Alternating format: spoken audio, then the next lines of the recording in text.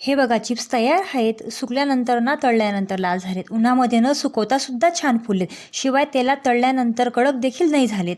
छान खुसखुशीत झाले आहेत. बघा तुम्ही बघू शकतात. आपण 3 किलो बटाटे घेतले आहेत. ते स्वच्छ धुवून त्याची साल काढून घेतलेली आहेत आणि स्वच्छ पाण्यामध्ये बुडवून ठेवायचे आहेत. बटाटा चिप्स करण्यापूर्वी आपण त्यामध्ये 2 चमचा मीठ हे टाकणार आहेत आणि छोटासा एक तुरटीचा खडा आपण या ठिकाणी टाकणार आहे, जेणेकरून आपले चिप्स हे खूप छान पांढरे येतील. बटाट्याचे चिप्स हे छान खुसखुशीत आणि पांढरशुभ्र येण्यासाठी त्यासाठी योग्य बटाटा निवडता आला पाहिजे. बटाट्यामधले स्टार्च काढता यायला पाहिजे. त्याला परफेक्ट शिजवता आले पाहिजे. ही संपूर्ण कृती मी तुम्हाला या व्हिडिओमध्ये दाखवणार आहे. त्यामुळे तुम्ही देखील वर्षभर टिकणारे चिप्स बनवू शकाल. त्यासाठी व्हिडिओला लाईक करा, शेअर करा आणि सबस्क्राईब करा. बटाटा कोणता वापरायचा यापासून तर बटाटा चिप्स सुकेपर्यंत तर तळेपर्यंतची प्रोसेस मी तुम्हाला दाखवणार आहे. व्हिडिओमध्ये दाखवल्याप्रमाणे आपल्याला अशा प्रकारे चिप्स हे किसून घ्यायचे आहेत. आणि चिप्स किसताना प्लीज लक्षपूर्वक किसून घ्या, कारण जेणेकरून हाताला तुम्हाला काही इजा होऊ नये. त्यामुळे हळूहळू किसून घ्या. बघा चिप्स हा किती छान पातळ पण नाही आणि जाड पण नाही, असा आपल्याला मीडियम किसून घ्यायचा आहे. बघा व्हिडिओमध्ये तुम्ही बघू शकतात किती छान चिप्स हे आपले तयार होत आहे किसून. अशा प्रकारे आपल्याला सर्व चिप्स हे किसून घ्यायचे आहेत. चिप्स किसून झाल्यानंतर आपल्याला एका वेगळ्या भांड्यामध्ये हे चिप्स साईडला काढून घ्यायचे आहेत आणि याचं पाणी चेंज करून घ्यायचं आहे. तुम्ही जेवढं जास्त पाणी चेंज कराल ना, तेवढे जास्त यामधील स्टार्च निघून जाईल आणि आपले बटाटा चिप्स हे खूप छान पांढरे शुभ्र होतील. चिप्समधील पाणी हे डायरेक्ट ओतून न देता असंच साईडच्या भांड्यामध्ये चिप्स हे काढून घ्या, जेणेकरून पाण्यामध्ये खाली स्टार्च असतं, ते स्टार्च चिप्सला लागू नये म्हणून. चला तर मग मला तुमच्यासोबत एक टिप शेअर करायची आहेत की बटाटा चिप्स करण्यासाठी कुठला बटाटा वापरायचा. चिप्स बनवण्यासाठी बटाटा पातळ सालीचा नवीन बटाटा वापरायचा. नवीन बटाटे हे जानेवारी ते मार्च महिन्याच्या दरम्यान येतात. ह्या बटाट्यामुळे चिप्स चविष्ट तयार होतात. चिप्ससाठी गोड बटाटे नाही वापरायचे, कारण त्यात स्टार्चचे प्रमाण खूप जास्त असते. त्यामुळे बटाटा चिप्स लालसर होतात. चिप्स तयार करताना शक्यतोवर बटाटे हे नवीनच आणि मोठ्या आकाराचे बटाटे वापरायचे, जो की थंडीपासून यायला सुरुवात झालेली असते. हे आपण किसून झालेले बटाटे हे आपण रात्रभर पाण्यामध्ये आपल्याला भिजू द्यायचे आहे, जेणेकरून यामधील उरलेलं जे काही स्टार्च असेल ते संपूर्ण निघून जाईल आणि त्यामुळे आपले वेफर्स हे खूप छान पांढरे शुभ्र येतील. किसलेले चिप्स हे तुम्हाला जर रात्रभर पाण्यामध्ये ठेवणे शक्य नसतील तर तुम्ही हे केव्हाही 1 ते 2 तास तरी हे पाण्यामध्ये तुम्ही ठेवायला हवेत, जेणेकरून त्यामधील स्टार्च निघून जायला पाहिजे. ते खूप इम्पॉर्टंट आहे. त्यामुळेच आपले वेफर्स हे खूप पांढरे शुभ्र होण्याला मदत होते. रात्रभर पाण्यामध्ये वेफर्स ठेवून सुद्धा आपल्याला सकाळी 4 ते 5 पाण्यामध्ये आपल्याला व्यवस्थित धुवून घ्यायचे आहे, जेणेकरून अजून जे काही स्टार्च असेल त्यामध्ये ते संपूर्ण निघून जाईल.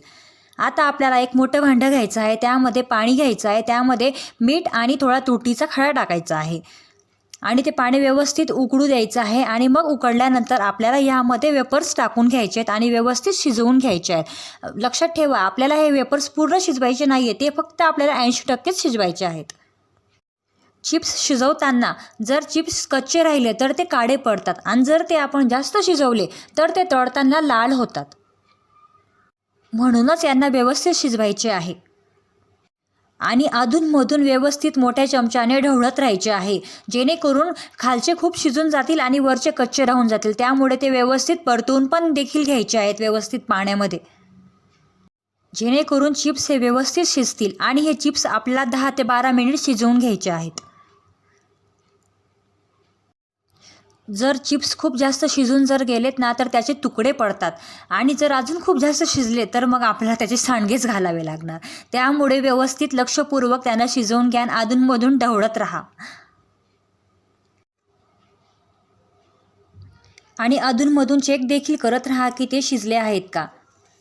बघा व्हिडिओमध्ये दाखवल्याप्रमाणे त्यांना असे फोल्ड करून बघायचे. जर ते तुकडा जर पडत नसेल तर ते व्यवस्थित शिजलेले आहेत. जर त्याचा तुकडा पडला तर मग ते खूप जास्त शिजून गेलेले आहेत. त्यामुळे बघा असं खेचून बघायचं आहे. जर असं कागदासारखं जर फाटत असेल तर व्यवस्थित शिजलेले आहेत, तर मग तेव्हा तुम्ही गॅस बंद करू शकतात. आणि ते व्यवस्थित एका चाळणीच्या साहाय्याने ते तुम्ही एका दुसऱ्या भांड्यामध्ये काढून घ्या आणि व्यवस्थित त्याची वाफ बाहेर काढून घ्या आणि थंड झाल्यावरच पसरवायला पण घ्या.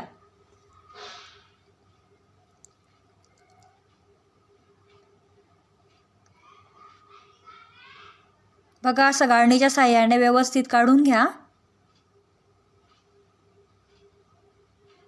खूप परफेक्ट असे शिजलेले आहेत आपले चिप्स.